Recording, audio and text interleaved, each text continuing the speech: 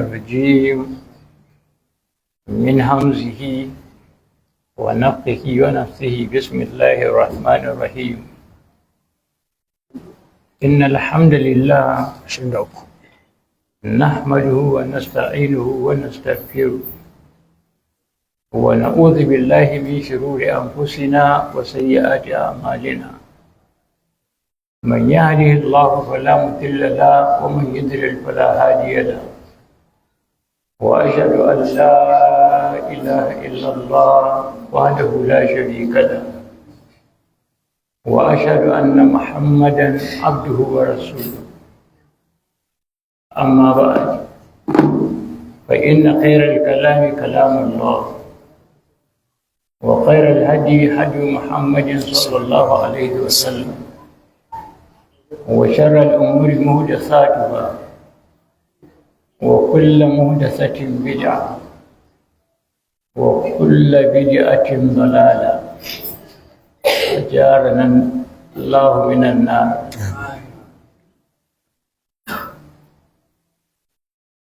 Yau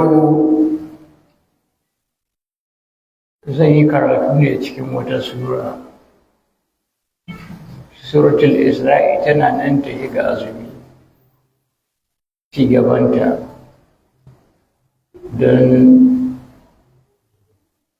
bayanai ne masu ban tsoro. Wanda duk ya ji waɗannan bayanan hankali ne zai tashi. To ina son ya zamanto jama'a ko'ina da ko'ina sun mai da hankali sa'annan yi waɗannan bayanan. Akwai tambayoyi guda biyu da aka yi, zan ansa su a gurguje. Na farko suna tambaya akan wai ƙungiya ta fito mai suna sai malam. Ƙungiya ta shan jini da makamantarsu. Yani ce to wannan rashin imani ne. Ba a ba wanda za a cewa wasu malam, dole a ce sai gwamna. Dole a ce sai sanata. Ko sai honorable. Amma an ka ce sai malam. Ko miyagun mutane. بالله من الشيطان الرجيم يا أيها الذين آمنوا إذا قيل لكم تفسحوا في المجالس فافسحوا يفسح الله لكم وإذا قيل انشزوا فانشزوا يرفع الله الذين آمنوا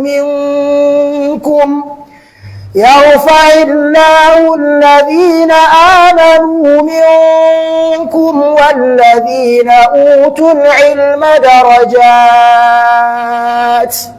محل الشاهدين na Allah yana waɗa wani mu'minai suna da daraja ya ɗaukaka su ko?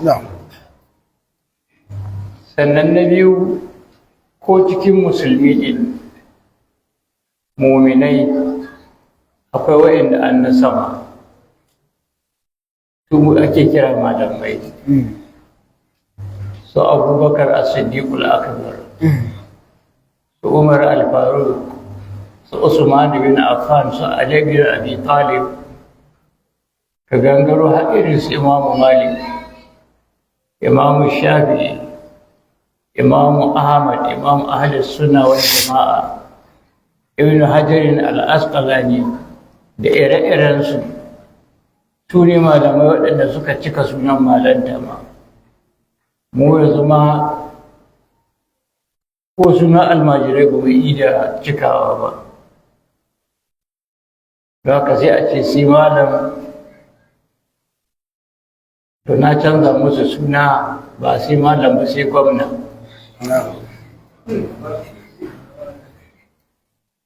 Sai gwamna. Sannan wasu malamai daɗi iya suka ji.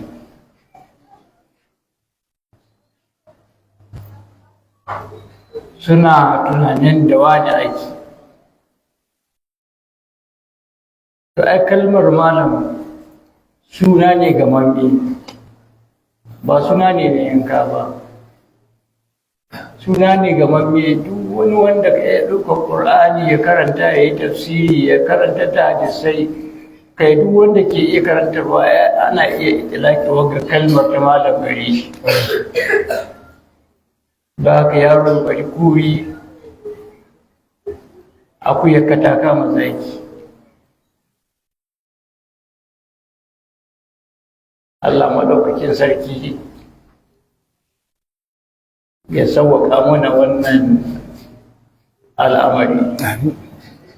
Kuma wannan ibtila'in da muke ciki wannan zamanin, ina roƙo Allah maɗaukakin sarki ya kawo mana sauƙi ne. Allah maɗaukakin sarki ya ba mu shugabanni na gari waɗanda za su je su kare haƙƙin, su kare rayuwa, su kare jin daɗi da mutuncin al'ummomin da ake waye da mu. Mun zo gari ya kai 50, mun ga yanayin da suke ciki, mun ga matsalolinsu. They are vulnerable. Babu wani soja, babu wani komi, kun ga suna cikin tashin hankali. So, mai wannan tambayar ta biyu din ta harkar banditiri, to ni ban cika irin waɗannan maganganun wurin karatu na ba. Na fi sai in koma ma abin da yake cikin littafi. Amma ni tura ta kai bango yanzu. Ya waje ba ma ya kamata ba malamai su fito su shigo ma cikin siyasa, sai dai ba shigar da suke yi ta fada ba, su yi hito na hito da azzalumai da zalunci.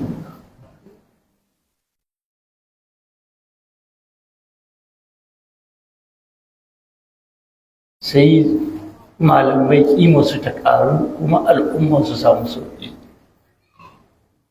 Tunda Allah ya ce inna ma yakhsha Allahu minkum min ibadihi al'ulama, wanda sun kai kowa tsoro Allah daga cikin bayi malamai ne.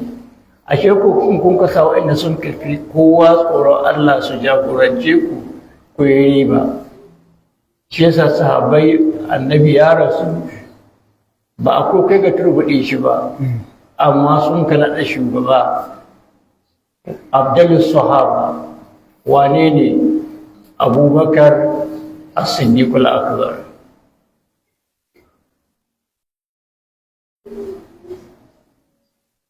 Allah maɗaukake sarki ya taimake mu. Sai fara karatunmu. A yau za mu fara karatu ne cikin wata bako sura gare mu wajen tafsiri cikin masallacin nan. Sura ce mai girman gaske, sura ce mai karantarwa da yawa, sura ce mai kashe jikin ɗan adam, musamman ana nutsa jikinta, zuciyarka na bugawa. Ban san iyaka wanda zai daina sabon Allah ba idan ya ji wannan. Wani ya ci min da miliyan guda da 300,000. Ya ce wallahi karatu ya jiya na yi na mutuwa, hankali ne tashi da kuɗin ubangida ne na. Kuma wallahi ga shi lalura gare, sannan kuma wallahi bai iya cinsu tun da ya ji haka. Nake je ka mai tsamai kuɗi dai, shi ya fi maka. Ka ɗaga hannu ka roƙi Allah ya bi wannan buƙatar taka, Allah ya baka ita. Tun gabana ma ya ɗaga hannu, muka roƙi Allah.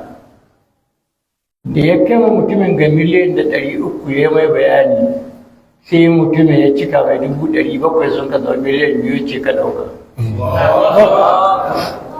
Allahu Akbar. To kun ga yadda lamari yake. To haka sura ce mai ban tsoro. Tana da ayoyi 97. Ayoyi 97. Kalmomi 370. Ku dubi kalmomi 370 ba wasu kalmomi masu yawa ba. Tunda ko 'yan sakandare ya ta su shi sa su rubutu sai a ce ga ya wuce kalma 500 ko? To amma yanzu ga shi kalmomi 23 za su karantar da duniya abinda ba ta sani ba. 300. Sannan tana da haruffa 1,070. 1,070 su ne yawan haruffanta.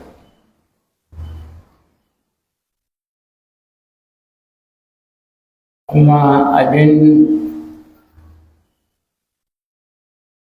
mamaki shi ne wannan suran ta fara da wani lafazi wanda surori da dama sun fara da shi. Surori da dama sun fara da shi. Wanzan lokacin da muka yi tafsirin Isra mun ce subhana surori da dama sun fara da ima Allah tasbihi ko? To anan wannan ita ma haka take. Kuma mafi yawa inda duk aka fara da irin wannan harafin da aka fara da shi, to surar nan gargaɗi na take yi. Kuma tana karantar da gobe kiyama. Annabi Muhammad sallallahu alaihi wasallam, sahabai suka ce, ya Rasulullahi, mun ga furfura na ta kuduwa cikin kanka alhalin lokacin ka bai yi ba. Na yin kurkura ya ce shayyabatni hudu wa akhawatuha. Suratul hud da sunan da sauran yan uwanta su sun kasa gashi da kuma kwari saboda tsoro, kamar yadda wani mawaƙi ke faɗi, wallahi ya ce izan narmi yawon bi harbin hatta ta ɗiwa shi iblu min qablil mashibi. Ya ce wallahi sai mun jihe su da yaƙi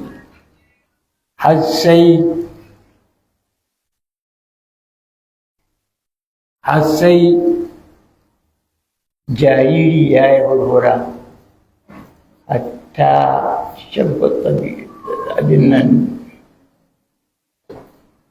ɗiflin ɗan yaro ƙarami minal masif, saboda masiba wadda ake ciki wannan lokaci.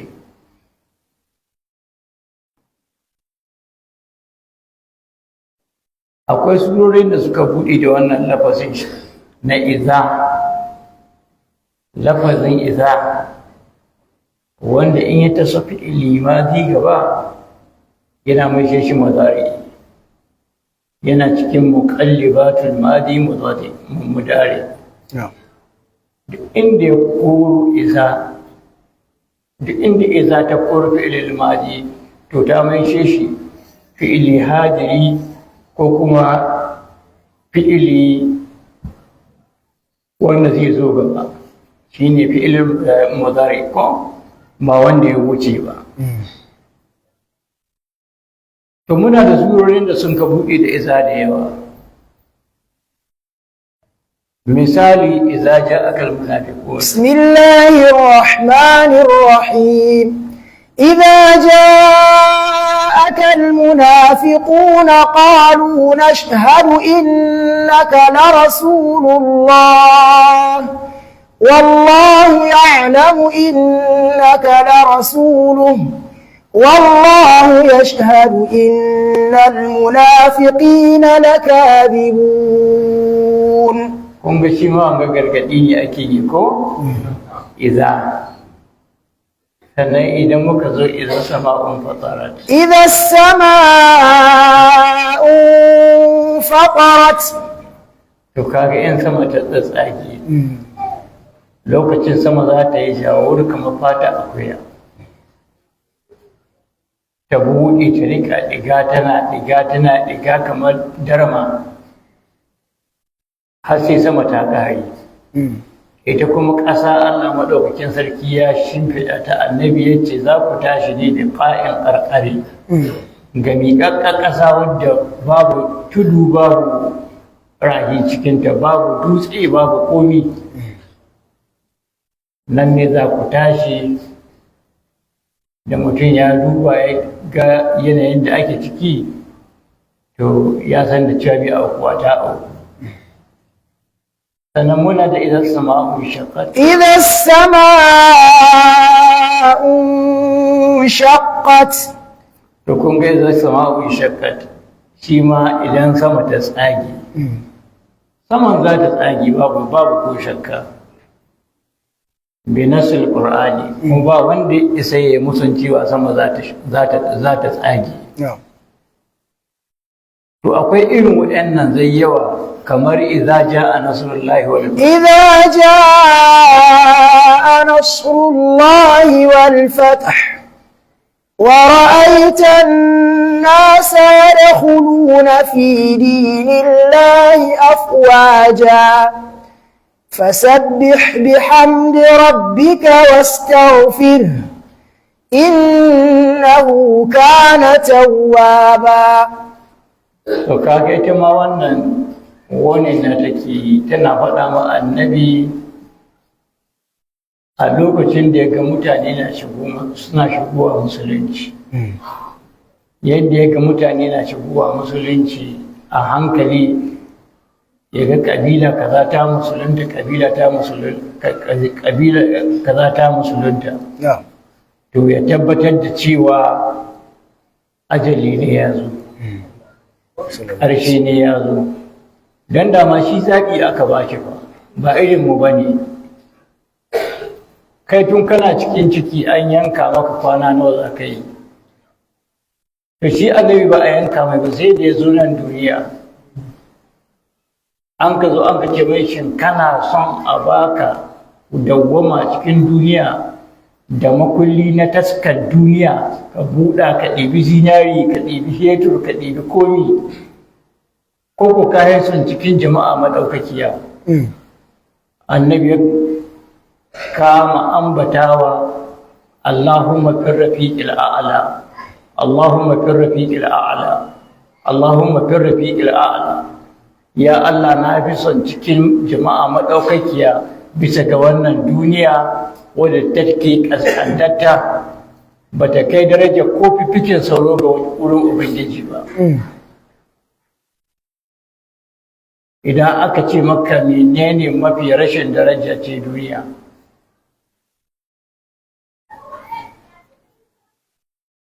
Duniyar ma ita kuma kasuwa ita ce mai wani wuri.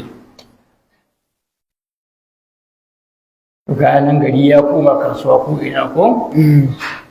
Allah maɗaukin sarki ya taimake mu.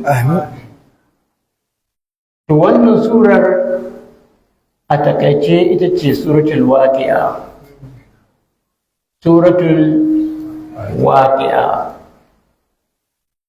Daga ji an ce waqi'a ka san akwai magana. Allah subhanahu wa ta'ala yake faɗe بسم الله الرحمن الرحيم إذا وقعت الواقعة ليس لوقعتها كاذبة خافضة رافعة إذا رجت الأرض رجا وبست الجبال بسا فكانت هباء منبثا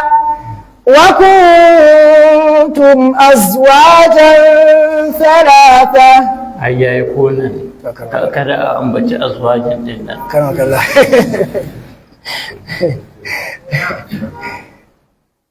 Allah madaukakin sarki ce iza waqa'atil waqi'a.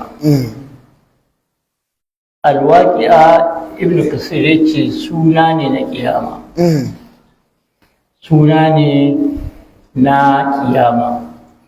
Idan lokacin kiyama yayi, wasu malamai sun ce a yawmul akhir yinin gaba ɗaya.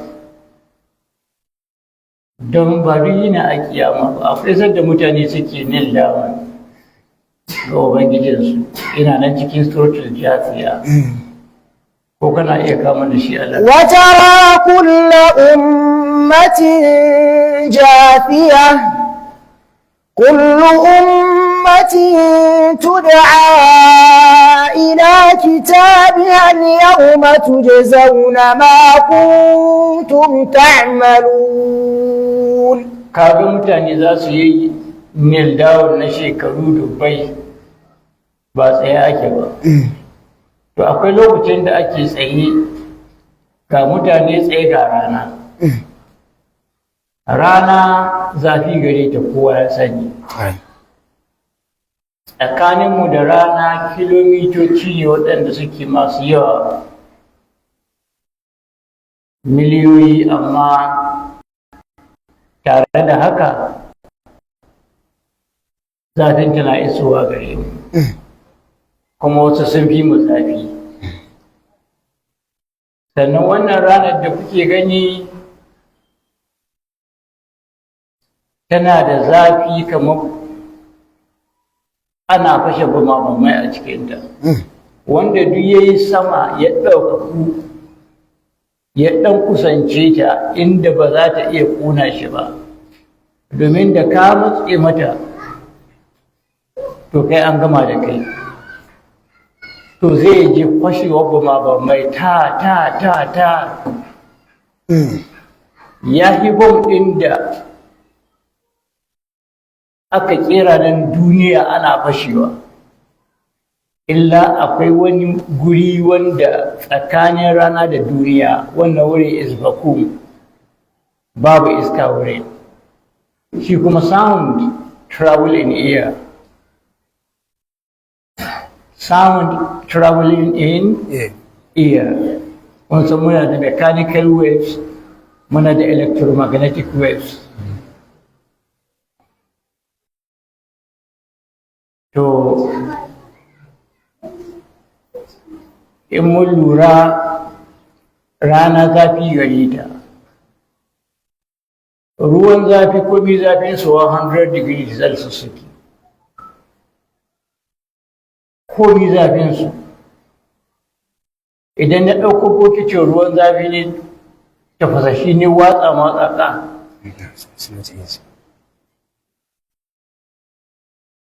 Sa'an nan ƙarfe narkakke a narke ƙarfe, ko masana'antu ba su cika narke ƙarfe ba, sai dai ya ja yadda suna iya sarrafa shi. To a narke ƙarfe temperature ta is 6,000 degrees Celsius. To surface temperature irin da nesa ka hanga rana is 6,000 degrees Celsius. To wannan ranar in ka shiga cikinta ta kai 20 million degrees Celsius. Babu wani abu na duniya duk da ƙasanmu ka ɗiba ko duci ka ɗiba kana kai shi ce yana narkewa. To ita ce za a kawo daidai kawo don mutane a aji. Allah ya fita batun mutane. Mutane su yi ta kuka ga tashin hankali, zukata suna bugawa ɗaiɗaiɗai kana jin gub. Kana jin bugawa zuciya wanda yake makwabcinka da makwabcinka. Sannan idanu sun hito turu-turu, kowa ya fitar da ido ya zara ido yana kallon wai ƙaƙa menene mafita. Sai an yi shekaru dubbai a haka, annabi ya ce har sai zufa ya jike ƙasa ya fara fitowa, wasu zufa ya kawo ga ƙwauro, zufa ya kawo ga kunkuru, sa'an nan zufa ya kai ga ƙirji, zufa ya kai ga gemu, sannan zufa ya kai ga baki ya ma baki letsani haka. Sai mutane su ji wajen neman ceto. A ji wajen annabi Adam bai da ceto, a ji wajen annabi Ibrahim Khalilur Rahman a yi mai fada shi ma bai da ceto ko?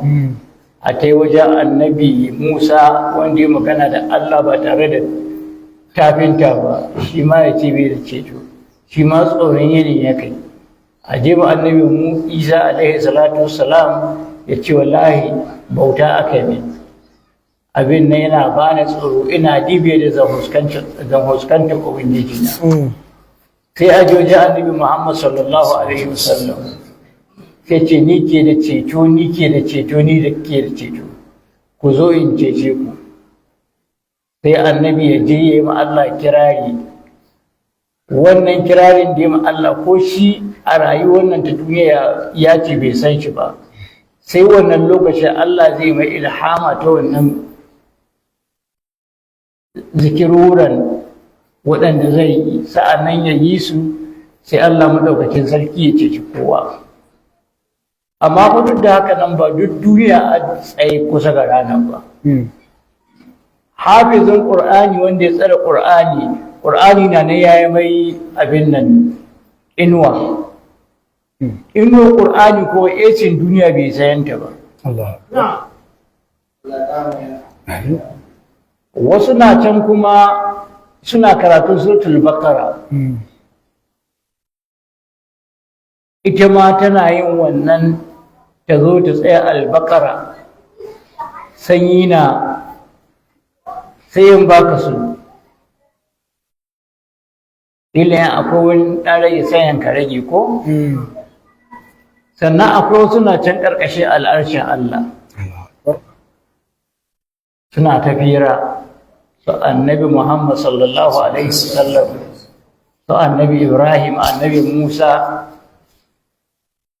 irin su Abubakar as-Siddiq al-Akbar, irin su Umar al-Faruq, Usman bin Affan, Ali bin Abi Talib, Sa'ad bin Abi Waqqas, Abdurrahman bin Auf, Zubair bin al-Awwam, Talha bin Ubaydillah, irin su Khalid bin al-Walid, da makamantan suna ta ba su kosa abin da aka yi ba. Alhaji mutum ya gasu, in taɓa shi kai haka ya ji iza ka gida. Mutane su yi baƙi ƙirin.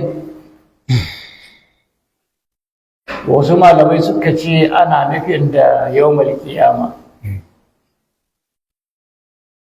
Haka dai malamai suka ci gaba da faɗi, amma dai mafi kyau yana nuna ranar lahira gaba ɗaya. Tun daga huduwa daga cikin kabari har kaiwa cikin aljanna. Wasu malamai suka ce idan aka miƙa wa mutane littafinsu na ayyuka, sannan na baka atil waƙiya. Muna da aya haka.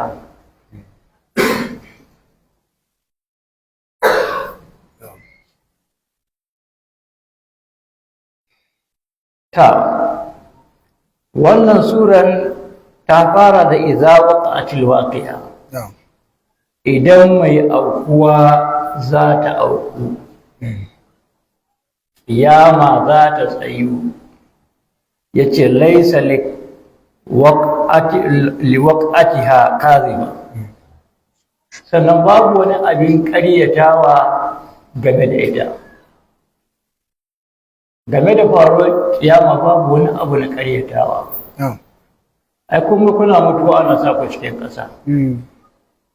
Ana rufewa. mutuwa kuke ana sa ku cikin ƙasa ana rufewa. Idan aka ce duk wanda ya mutu har abada, to azzalimi ya mutu shi kenan ya ci banza. To me amfanin duniya kenan. Mutum ya zo ya kama kai an shi kuɗin fansa ya kashe ka, kuma a ce shi kenan an turbuɗe ku da kai da shi duka abu ɗaya ne. Kun ga da zalunci bai ƙarewa duniya. To sai za a tashi a yi hisabi. In lokaci za a tashi a yi hisabi. To da bakin lokacin da mutane ke ɗaguwa daga kaburburansu suna fita, za su kama fita kamar singe in an yi ruwan sama. Haka mutane za su yi ta fita, su yi ta fita, su yi ta fita, kuma duk wanda ya fito gudu ya kai. Wanga ya yi gabas, wanga ya yi yamma, wanga ya yi kudu, wanga ya yi arewa, ba wanda ya san inda ya yi. Kowa ne kawai ya zaɓi bari ya shiƙa kai ya tsaya inda yake, saboda tsananin bala'i da ya hango na wannan yanayin. Don haka yini ne mai kunshe da fitina. Kamin yinin fitina bayan yinin fitina kun? Kafi ne dai mutuwa ta zo ta ɗauki ka. Lokacin da kake cikin tashe, kana cewa kana cikin prime ɗinka, you are in my prime, kana ganin cewa yanzu kake samu, sai mutuwa ta zo kamar ba a yi bata ɗauke ka. In aka bar ka cikin ɗakin amaryarka, an ka ce to ai tun da dai amarya ta yi bata wuce sati 2 ba ya rasu, a bari su ƙara sati guda ciki. Tana zama da kai. Sannan in mutum ya mutu ya kwana 3, 4, 5, in ka zo wurin nan ko jaki ya mutu bai wari ne ba. Za ka ga ya canza, akwai lokacin da zai canza ya koma, kun ga kalar mu, to sai ya koma kalar beji dogon yaro ga yanan. Kalar beji sai ya koma haka nan.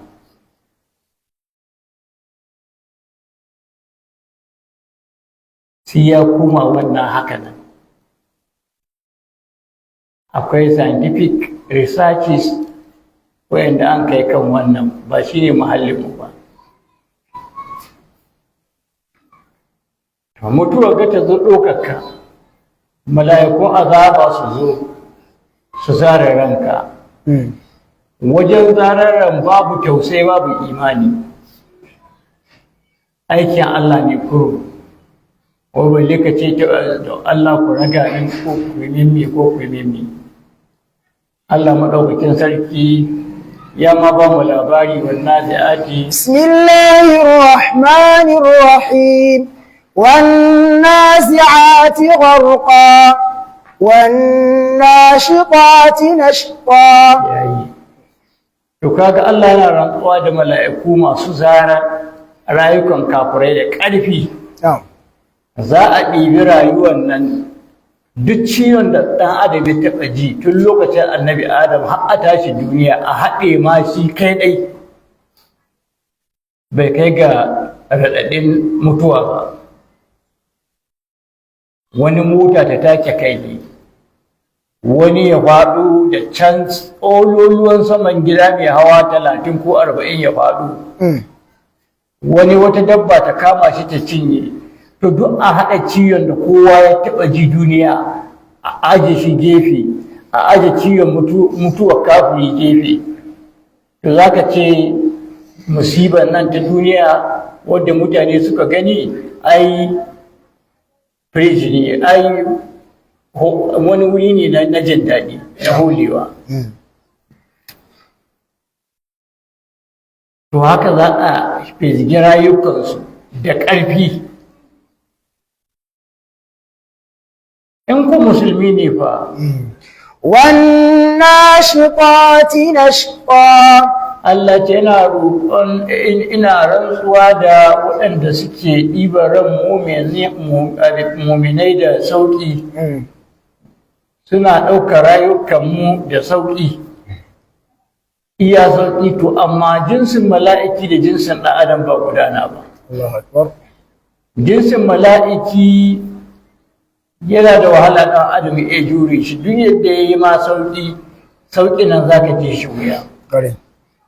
Domin mala'ika Jibril yakan zo ma annabi sallallahu alaihi wasallam. In ya zo ma annabi sallallahu alaihi wasallam zai zo mai ya mai magana ya karanta sai wata aya alhalin kasancewa goshe shi yana zubar da hawaye yana zubar da zufa lokacin sanyi fa. In ummul mu'minin Aisha ke faɗi haka a farkon sahihul Bukhari.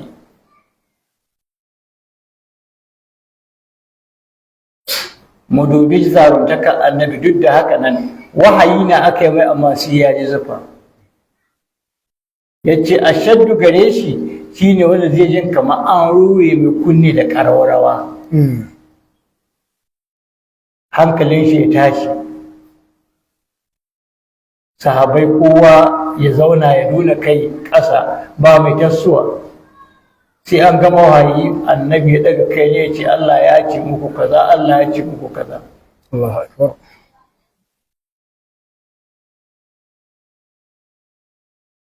Don haka ɗibarar na nashi ɗati na shita an kira shi nashi ɗati don saboda su na kafirai in an kai comparing an gane to za a ga wanda ma kamar ɗibare ne ake na wasa. Ina fata an fahimta. Yanzu ne an ka aji biliyan guda na an ka aji naira 100,000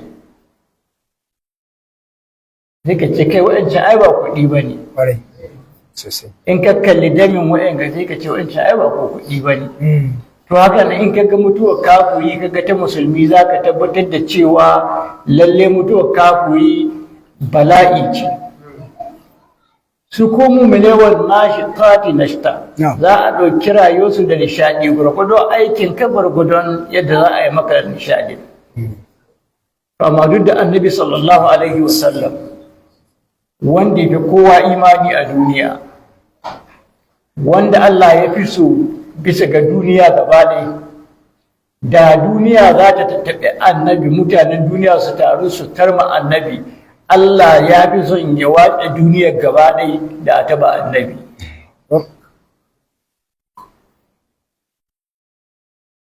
Ya fi kowa daraja. Wasu suka ce ai mala'ika Jibril ya yi shi daraja tunda shi ke karantar da shi kaza shi aka aiko yana karantar da shi mallami ya fi ɗalibi daraja menene duka wannan dai labari ne na kawai. Mala'ika Jibrilu mala'iki ne la ya asuna Allah ma amarahum. Inda an kawo shi duniya a matsayin ɗan adam an aje an ga abin da ya yi sannan aka iya rankin ɗine. Don haka babu wanda ya kai ga annabi sallallahu alaihi wasallam daraja a gurin Allah. Ya taka inda mala'ika Jibrilu bai taka ba. Ya yi magana da Allah ba tare da tafinta ba. Sannan kuma yana ganin hasken Ubangiji. Yake nurun anna arahu. Lokacin da Abu Zar ya tambaye shi kaga Allah ya ce a haske na gani ya za a iya yi in gane shi. Ba a iya ganin Allah sai yawmal qiyamati in aljanna in sun shiga aljanna Allah madaukakin sarki zai tambaye su. Ya ce yanzu kan na ba ku ni'ima kuna so in ƙara muku sai aljanna su ce ya Allah akwai abin da ya wuce abin da ka ba mu ai an kula a daka ya Allah. Allah ya ce wallahi akwai abin da ya fi shi. Allah ya ce ya yarda da su. Yadda da Allah ya da su sai su ji tafi aljanna daɗi. sannan musulmi za su riƙa kallo ga ubangiji kamar yadda mutane suke kallon wata haka sama kaga wani bai kare ma wani ko ba an ce Allah kamar wata yake ba a kallon inda kake yi ne ake misaltawa kamar yadda kasa in ka daga kai wata wanda kai albadru ba mai kare maka shi ba mai tare ka to kamar haka za ka ga Allah yinin kiyama kai mu'mini وجوه يومئذ ناظرة إلى ربها ناظرة wasu huskoki a wannan yanayin za ka same su huskoki ne masu haske kai duniya ka san mutum baki amma an tashi kiyama ka gane shi fari tas sai ka ga irin su Donald Trump sun yi baki kirin baka sa abin da aka sa musu shugabanni waɗanda suka zalunci talakawansu don samun duniya za ka gane su sun koma baki irin wani baki wanda babu iri ne a duniya ai ko tukunya tsoronsu ta kai to amma waɗanda su muminai nadira fuskokinsu farfaru kuma suna fitar da haske in ya zo inda adda duhu ya yi tsaye wurin kamar an kunna fluorescent zai yi wurin zai haske kamar an kunna security light saboda haske na yi sannan wa'annan fuskokin za su yi dubi zuwa ga Allah za su ga Allah a wannan yinin ya Allah ka samu na ciki ya Allah ka sa iyayenmu na ciki ya Allah ka taimake mu to kun ga wannan zai ce gargaɗin nan wannan shi nashta wajen ɗibara annabi sallallahu alaihi wasallam zufa yake yi ya suma ya tashi yana innahu min sakaratil maut wata ruwaya inna lil mauti sakarat inna lil mauti sakarat lalle mutuwa tana da magagi lalle mutuwa tana da magagi mutuwa tana da ɗaci duk da annabi sai da ya faɗi haka to ina duk wanda ya rage shi yasa ummul mu'minin Aisha ta ce ku bar faɗa mini wani ya mutu da sauki tunda ni ga mutuwa annabi ni ba mai faɗa mini wani abu ita ta san daraja annabi duk abin da annabi ya nema ga Allah Allah na yabe shi wani mutum ya taɓa mutuwa aka turbuɗe shi babu likafani duka sai dangi ne suka yi mafarki ga shi bai da likafani suka faɗa ma annabi annabi yake ku ce ku so likafani ya aika mai likafani da nan duniya zuwa lahira zuwa barzahu aka sa mai likafani zuwa barzahu kuma wannan hadisi ne muna nan tafi da bayani ne tiriyan da littattafan da duk za a iya gane shi to haka wannan nishaɗin ba wani nishaɗi ba ne da ƙarfi da yaji ne ake fisgar rayuwar in an fisgi rayuwar ga ka kwance ba ka iya komi yatsanka ba ka iya motsawa duk abin da ya zo na haɗari kusa gari ka ba ka iya kare kanka ba ga ka kwance da kai da iccen gari ɗai in yanzu an ka ce ga zaki nan ya kuce nan duk za ka ga an sheƙa ko to kana ganin hitillun kana sheƙawa to tun da ba su sheƙa kai ma ga ka kwance kuma ai ban kwana da kai cikin dare lafiya lau ana faɗin sai da sai ka rufe gida da safe ba akwai wanda za ku haɗu da shi akwai wani appointment da kuke da shi za ku ɗan tattauna kwatsam sai ji an ce mai wani ai Allah ya karɓe shi wani ma an yi rude sai ce wallahi a ƙarya ta aka yi wani yana zaune ana fira inda aka fira sai aka ji a ɗayan shiru wasu aka ma ai mugun kwana gare kaza kaza kaza ko da an kalalama ya mutu Allah ya karɓi rai ne wani ya musulunta radda ya musulunta ya zo sallar isha'i ita ce sallah ta farko da zai fara yi a duniya yana aza goshi ne ƙasa ana ɗebe rai ne har aka gama sallah yana nena sujuda sai wasu ka ce kai ce bai sai da ake sallah ba don shi ne bari mu je mu kira shi mu gyara mai mu gwada mai yadda ake yi ko da suka duba sai suka ga babu rai ne don haka an ga mutuwa kala-kala akwai wanda ya mutu wajen yaƙi babu wanda bai so irin annabi Muhammad sallallahu alaihi wasallam amma kuma ƙabila ta na son annabi ƙabila ta sun ka haɗa ƙarfi da ƙarfe da annabi sun ka je su yaƙi ya ce wala shi bai zuwa ko ina yana gida zaune ga an bashi shi ɗaya ce kai mutumin ga in ba gaskiya ya kai ba waya za a yi tara waɗannan jama'a masu hankali dibiwa ne sai kalmar shahada kawai sai ya hau doki ya ɗauki takobi ya nufa filin daga yana shigowa bai taɓi kowa ba an ka sare shi ya kwaɗi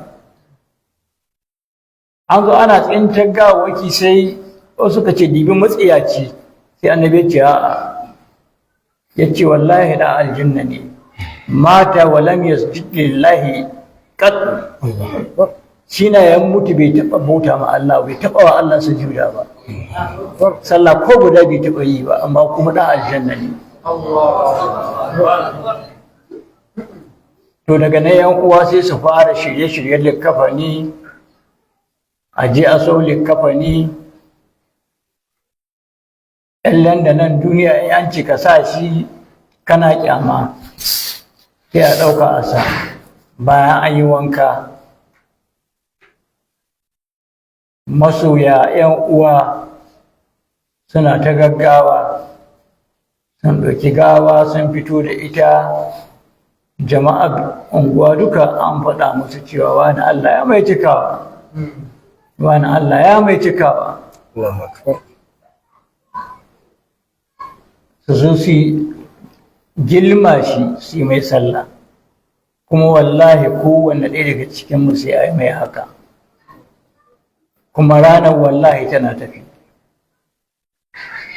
tun da an ka aza annabi Muhammad sallallahu alaihi wasallam aka yi mai sallah wallahi duk duniyar ga ba wani wanda zai ragewa bisa doron ƙasa faci ya mutu shi yasa Allah ya ce kullu nafsin dha'iqatul maut yace dukkanin rayuwa mai ɗanɗanon mutuwa ce babu wani wanda zai rage babu wani wanda zai laɓe ko ya ɓoye haka za a yi ma a ɗauki gawa tafi inda na lokacin da ana amfani da sunna annabi tsantsa ba a aza gawa bisa abin hawa ba a aza bisa raƙumi ba a aza bisa doki mu kuma yanzu ba a sawa cikin mota ga kafaɗa ake azawa ana tafi in wa'annan sun gaji su ba wa'annan zai fi zama wa'azi ga mutane in an kai a gina rami a jefa ka ciki a sa itace abin nan da hausa ka cewa gice-gice itacen ƙauri ko to haka za a giggita su sannan a kawo abubuwa dai daban-daban a sa waɗanda za a tabbatar da an toshe inda iska ke iya shiga sannan a mai da ƙasa ga baki ɗaya a rufe shi kenan kai tarihin ka an rufe shi 'yan uwa su dawo suna ta jimami. Sai dai akwai kurin da aka yi lokacin, idan aka yi mutuwa cikin makabarta ba a fara gaisuwa sai an fita makabarta. Sannan in makabarta ba ta da ƙaya cikinta wadda ake tsoron takawa, to cire takalma ake yi. Sai yin akwai wannan ƙayar, yana nan cikin sharhu mushkilul asar, babu ko shakka. To daga nan an saka cikin kabarin, gashi kana magana, ana tafi da kai kana magana. Annabi ya ce duk halittu Allah suna jin magana da kake faɗi. Wa'azi ne kake ma yan uwanka, wallahi ku ji tsoron Allah, wallahi ku bi Allah, wallahi ku bi Allah, wallahi ya an wuce wajen shagon wani ka ce wallahi rufe shagon nan, rufe shi, kuma makaranta kai ta karatu, kai ta azumi, kai ta ayyuka alkhairi. Annabi ya ce da mutane da aljannu ɗaya ba su ji, amma duk dabbobi an ba su frequency na jin sound na mamaci. An kai ga kabari ma za ka kama faɗin yanzu wane, duk abin da ni ma duniya ne a haife ka, ni makami ka ta yi kai karatu Ingila, kai karatu Saudiya, kai karatu Malaysia, kai karatu ina, yanzu kai za ka sani cikin rami ka rufe kai ka koma gida ka kwanta. Wane fa ka tuna kai kanan babana ne, babana ya amfanar da kai kaza da kaza da kaza da kaza, yanzu rami za ka sani. Mutane ba su ji, ɗauka kawai za a yi asa a rufe shi kenan. Ya an dawo gida a yi ta 'yan koke-koke, zaman makoki kuma akwai sunna, akwai wanda yake ya saba mu sunna. A zo a yi zaune jingimoyi guda, ya saba mu sunna. Abinda ake so wasu 'yan ƙwarorin mutane daga cikin dangi su ɗan zauna, kwato sai yi musu gaisuwa a madadin kowa da kowa, sai ya wuce. Kwato ya yi musu gaisuwa ya wuce. To yanzu da ba a bi sunna ba sai ya zamanto in ka zo wajen gaisuwa sai ka ji ana labarin siyasa, labarin su kuma samari labarin ƙwallo da sauran labaran duniya. Sannan a azamu iyalan mamaci takalifi, waɗanda aka ce in akwai ɗan uwansu mai hali ya sai abinci ya kai musu, tunda mai basu ya tafi. Haka annabi ya faɗi lokacin da Ja'far bin Abi Talib ya bar duniya, wajen ka zo ta mota. To an zaka cikin kabari, ko da kaka buɗe idanu sai kaga kabari ya ƙara faɗi. Kadiba ka ga ya hizra'i 70, ya yi masallacin nan girma. Ga ka ciki sai ka fara jin wata tafiya, sautin taka kafa wanda sai ƙasa ta girgiza. Mala'ikun nan sai ga sun bullo ta kowane gefe. Shi wancan yana riƙe da wuta, wancan yana riƙe da macizai, waɗanda baka taɓa gani irinsu ba. Wannan yana riƙe da narkakkar darma, ka ce ƙishirwa kaka ji sai a baka narkakkar darma sai ka kurɓa. Haka mala'ikun za su zo kowane ɗauke da nau'in azaba daban-daban. Don haka da sun same ka, wallahi wani ya cimma. Za ka iya shekara 500 haka. Yanzu wanda ya mutu kafiri lokacin annabi shekara ta 1400 ana mai haka. sannan kai baka sarar da za ta tashi ba. In ta shekara 500 ba ta tashi ba, za ka yi shekara 500 kana shan wagga azaba. Da haka ‘yan uwa musulmi mu fa kiyaye, mu bi Allah kuma mu riƙe haƙoƙi wayanda ya ɗora muna. A zo a dawo rabon gado ana ta faɗa. Matan nan wadda ka fi so yanzu kana jin dama tana tare da kai, tana da wanda ta kaso. Mata suna da wannan ɗabi'ar. Gaskiya sai sun gyara. Tana da miji, amma tana da wani gefe, ko da ba ta komi da shi, wata ran ta saki jiki ta buga waya. Ku gaisa, shi yasa dukkan aje waya magidanci sai ka gama ta ɗauka tana dibawa. Abin da ta kai na take gudun kai ma ya zan kana yi. Wani malami ya ce yana cikin alamar mace na tare da wasu maza in kaga tana yawan binciken wayar mijinta. Da kaga haka to kula, za ka ga ba ta magana kusa gare ka, za ta laɓi. Kuma suna kowane iri ana iya sawa a yi.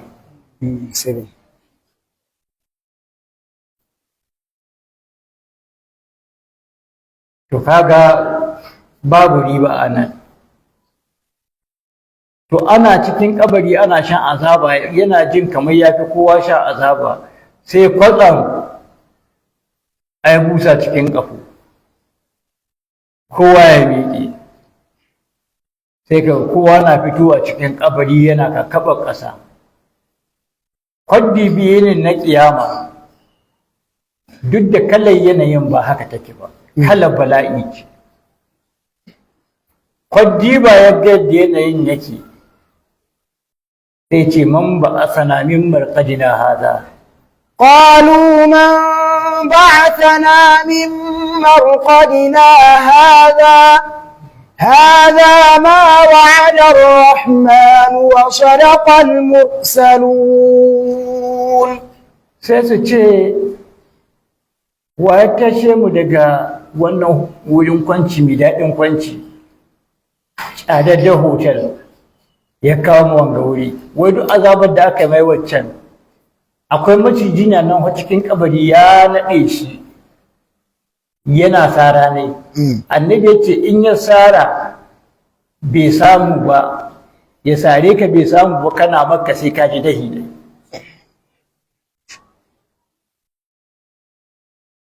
To amma duk wannan abin da ya sha da ya tashi ne kiyama, wurin baccinsa ka tambaya da Allah a maishe su a ci gaba da yawan waccan, ka a zo a yi hisabi.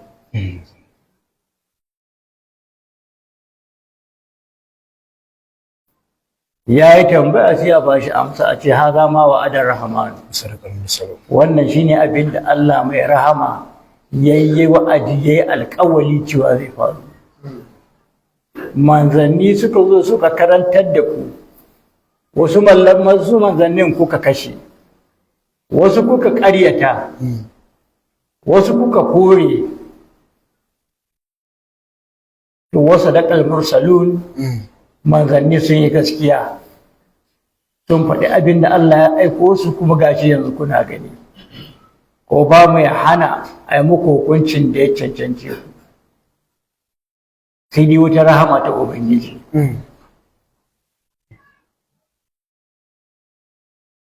Ashe kaga gabanin waƙatul waqi'a yini na ƙiyama ya fara. Ashe bala'i tun da can baya fara ko? Wani ma sai ya yi ciwo nan duniya, saboda tsananin raɗaɗin ciwon. Wani kansa gare yake jin kamar ya sa bindiga ya harbe kai ne. Kowa da yadda yake ji, sannan mutuwa ta zo sai gane ciwon nan da yake ji na rashin lafiya wasa ce, wasan yare ce. Ciwon mutuwa ya fi. a kai shi cikin kabari, abinda zai tsinta cikin kabari ya ga cewa ya fi mutuwa ɗaci. Waɗanda ɗaya an kai exemption daga wannan su ne waɗanda an cire su daga cikin jimillar waɗanda za su samu irin waɗannan abubuwan na tashin hankali da fitina da firgici yawmal qiyamati. Su ne mu'minai na gaskiya, Allah zai sauƙaƙa musu. Mu'minai na gaskiya, Allah zai sauƙaƙa musu. Mutane na tsaye suna jiran biza ai sai kowa ya taɗi an je wani littafi sai ya caɓi. Yana dubawa sai ga littafi aiki ne. Yana buɗawa sauri yake ya buɗe fejin ƙarshe ya ga mi an makin da an ka rubuta tukun. Yana buɗe fejin ƙarshe sai ya duba sai ga an sa mai jahannama shekara 7.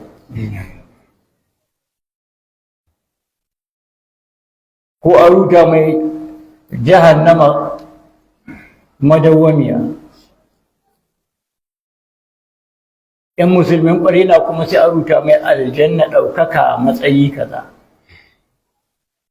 Gida ne yana ƙasa ga gidan Abubakar. Gida ne yana kusa ga gida Ali bin Abi Talib.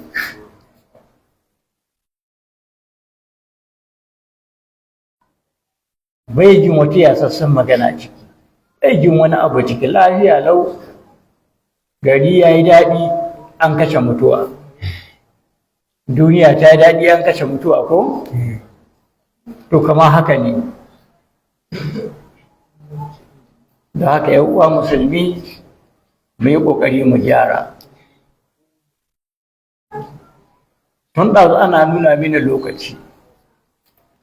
Amma dai idza waqa'atil waqi'a wannan lafazin idan mai aukuwa za ta auku.